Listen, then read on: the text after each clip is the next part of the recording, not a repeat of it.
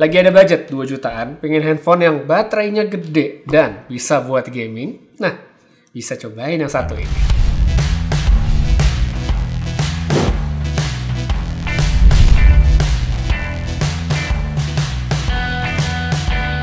Hai semuanya, balik lagi dengan Reza di Project Review. Kita ngebahas smartphone baru lagi dan ini dia yang baru aja diresmiin rilis di Indonesia. Ya, ada Tecno Pova 6, smartphone baru nih untuk kelas 2-3 jutaan yang segmentasinya adalah performa dan gaming. Dari kotaknya aja kita bisa kelihatan ya, di depan itu langsung ada karakternya Free Fire. Terus kalau kita balik ke belakang, kita bisa lihat tampilan dari handphone ini. Di satu sisi bagian samping dia ada gambar Dolby Atmos seperti yang sekarang, dan di sisi yang satunya lagi ada spek-spek dari handphone-nya. Yang mana kalau dilihat ini tuh lumayan cukup lengkap loh. Langsung aja sekarang kita lihat ke handphone-nya. Ini dia tampilan atau desain back cover-nya yang lumayan rame ya. Vibes-nya tuh sebenarnya anak muda banget sih ya. Untuk unit yang saya punya sekarang adalah yang warna hijau. Bisa dilihat itu banyak banget detailnya.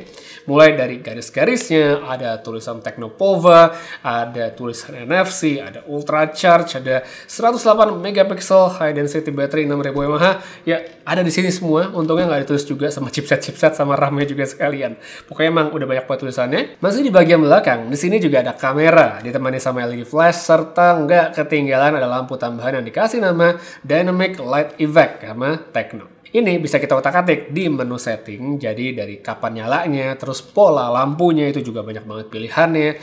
Terus mau dinyalain terus-terusan pun sebenarnya bisa-bisa aja, jadi biar kayak hashtagnya Tecno always menyala bangku.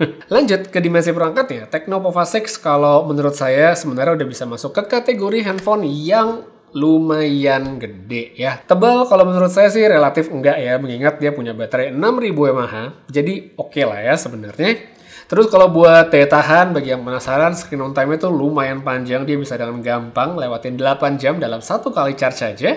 Dan selain itu, Tecno juga ngasih proteksi atau perlindungan baterai yang katanya bisa sampai 5 tahun.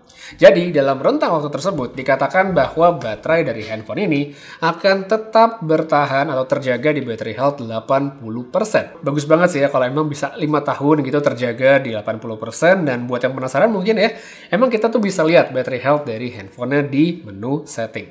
Tapi tetap yang namanya umur baterai sebuah perangkat elektronik itu tetap balik ke bagaimana kita pakai handphonenya sebagai user, tapi ya ada proteksi sebenarnya udah bagus banget. Habis itu buat yang penasaran untuk ngisi baterai, di sini juga udah 70 watt, yang mana menurut saya sih udah oke banget ya untuk kelas handphone seharga segini gitu. Baterainya ini juga udah disupport sama AI Smart System, jadi kalau nggak mau yang selalu cepat pun sebenarnya bisa. Ada pilihan low temperature, ada smart, dan hypercharge yang bisa ngebantu buat jagain umur si baterai. Nah semuanya itu bisa kita akses langsung di layar ketika lagi ngecas seperti sekarang. Jadi ada pilihannya. Next, langsung aja sekarang kita ngebahas tentang specs sekalian ngebahas performa juga. Untuk bagian chipset, ada nama ya favorit ya, yaitu Helio G99 Ultimate. Terus untuk versi unit sekarang saya pakai yang 8256. Buat layar, dia cakep ya. Dia ada AMOLED 120Hz berukuran 6,78 inch yang ditemani speaker Dolby Atmos pertama di Tecno series. Dari pertama kali saya unboxing sampai sekarang pun saya ngelihat layar dari handphone ini sebenarnya udah cukup amazed ya sama visualnya, karena kelihatan tajam, kontrasnya tinggi, dan warnanya tuh vivid banget. Jadi mulai dari geser-geser itu udah berasa smooth, soalnya dia kan udah 120 Hz. Kemudian untuk visual multimedia kayak misalnya pakai nonton, itu menurut saya udah pantas banget dikasih jempol. So bagus banget sih sebenarnya untuk harga segini. Habis itu buat performanya sendiri, kalau kita cobain di Antutu, dia dapat angkanya segini ya.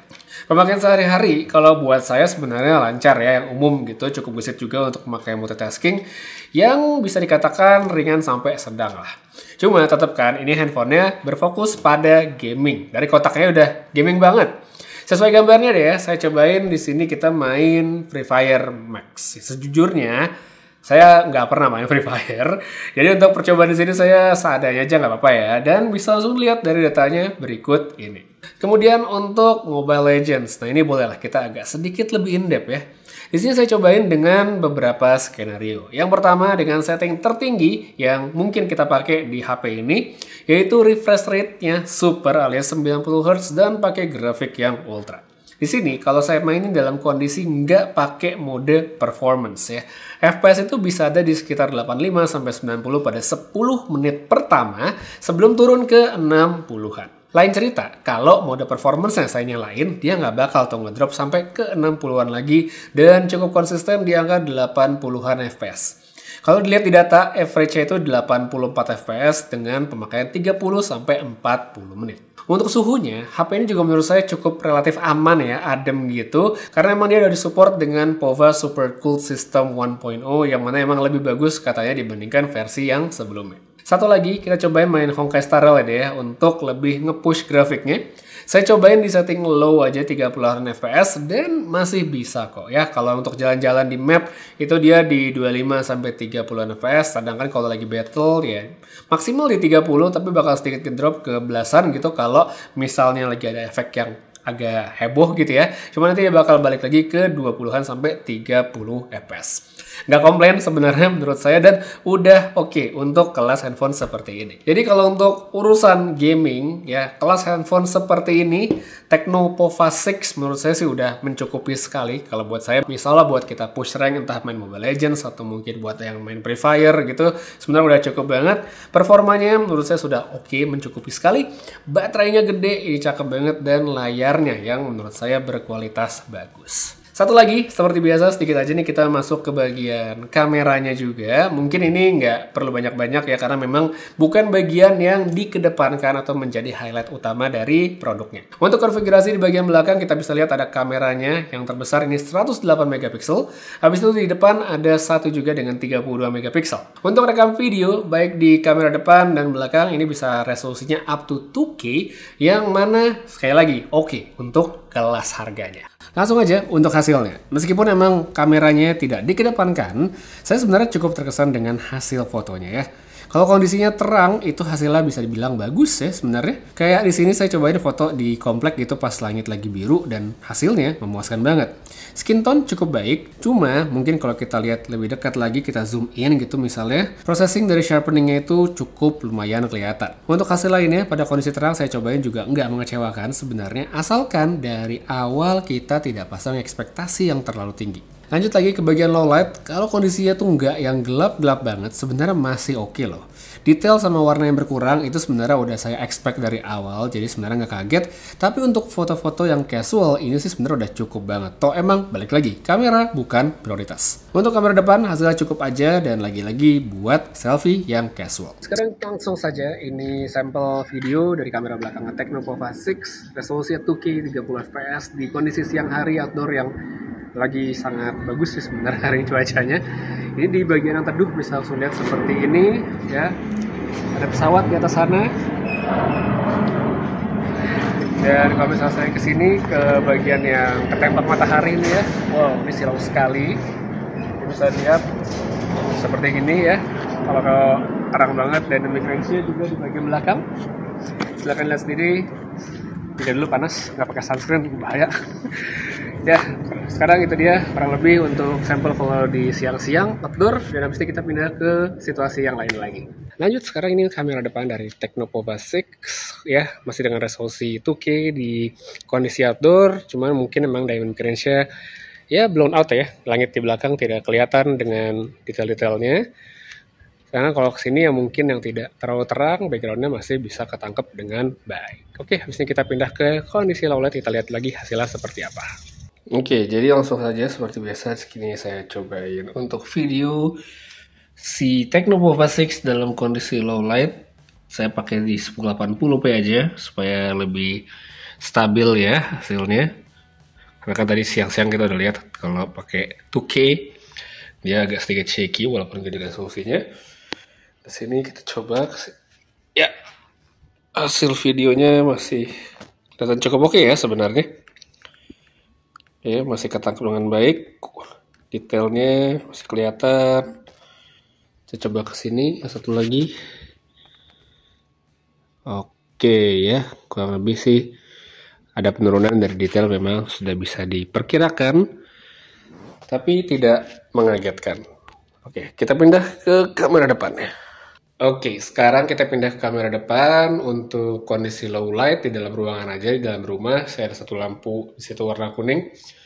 Dan untuk perekaman ini saya pakai resolusi 2K dan di sini nih bagian shadow ya lumayan memang ya bisa. Tapi kalau saya bawa ke sebelah sini yang sedikit lebih terang ya hasilnya sih oke-oke aja sebenarnya ya, bisa langsung lihat. Jadi, ya itu dia untuk ngomongin kamera dari Tecno Pova 6. Menurut kalian gimana? Oke atau enggak? Silahkan tulis aja di kolom komentar di bawah. Jadi, dari bagaimana kita ngelihat Tecno mengemas produknya yang satu ini. Mulai dari desain kotak, dari desain perangkatnya, dan juga spesifikasi. Sebenarnya, udah jelas kalau segmen pasar yang pingin dituju mereka adalah gaming entry level. Ya saya bilang entry level. Jadi sebenarnya udah cukup banget bagi game-game mainstream dengan kebutuhan grafis yang mungkin nggak terlalu demanding. Namun kalau butuh yang lebih ya tetap kita harus berkompromi sama settingannya. Akan tetapi meskipun pasar besar yang pingin diambil itu adalah bagian gaming, saya ngelihat bahwa orang yang nggak gaming pun tetap bisa kok diuntungkan sama Tecno Pova 6. Alasannya simple, karena dia punya satu bagian yang sangat menarik, yaitu dari segi baterai yang berkapasitas besar dan chargingnya cukup cepat.